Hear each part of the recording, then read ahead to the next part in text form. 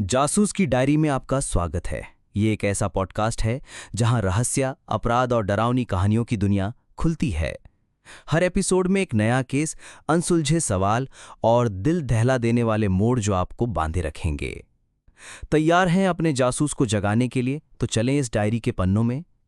मैं 1930 के दशक में उदयपुर के शाही महलों में आया। राजस्थान का ये शहर अपनी रॉयल हवेलियों, सुनहरी रेत और झीलों के लिए प्रसिद्ध था। पर इस खूबसूरत शहर में कुछ ऐसा घटा जो महलों की चमक धमक के बीच डर और रहस्य का संदेश दे रहा था। स्थानीय लोग मुझे सुनाते रहे, रानी के महल में एक नर्तकी जो शाही नृत्य करती थी, एक रहस्यमयी हार पहनकर गायब हो गई और उसका कोई पता नहीं चला। मैं गुप्त रूप से एक जांच अधिकारी ने सोचा, क्या यह हार वास्तव में शापित है या कोई ईर्ष्यालु प्रतिद्वंद्वी इसका खेल रच रहा है?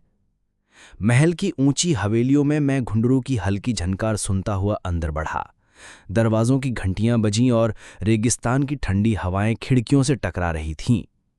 सबसे पहले मैंने नर्तकी की कमरे की जांच की।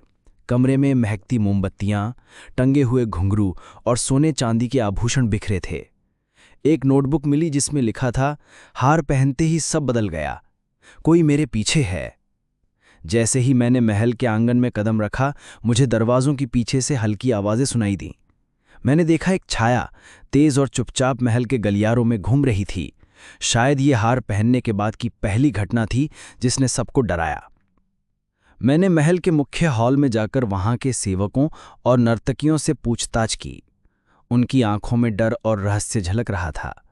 एक ने धीरे से कहा, ये हार शापित है, जो इसे पहनता है उसकी तकदीर बदल जाती है। मैंने महल के पुराने दस्तावेज और चोरी की रिपोर्टें खंगाली। पता चला कि पिछले साल भी एक शाही आभूषण गायब हुआ था और किसी ने इसे छुपा दिया था। हार की चोरी और नर्तकी की गायबगी का ये पैटर्न बिल्कुल मेल खा रहा था। जैसे जैसे रात बढ़ी, घुंघरू की झनकार और हवाओं की सरसराहट के बीच मेरी जांच और तेज हुई। अचानक मैंने महल के बगीचे में एक छाया देखी, स्लो, डेलिब्रेट और बेहद सतर्क।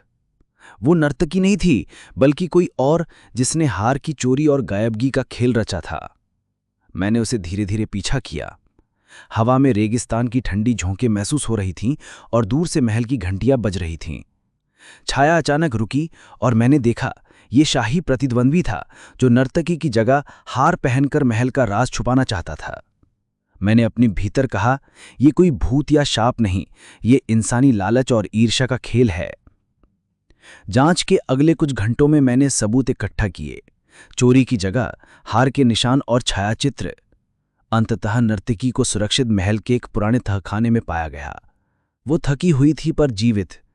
उसने कहा, हार ने मुझे डराया नहीं, पर जो इसे चुराने आया था उसे न्याय भुगतना पड़ा। अंततः मैंने चोरी और सब कुछ उजागर कर दिया। महल में न्याय की रोशनी फैली और हार की शापित कहानी खत्म हो गई। नर्तकी की मुस्कान और महल की शांति ने मुझे याद दिलाया, जहां लालच था वहां सत्य और न्याय की शक्ति ने जीत हासिल की।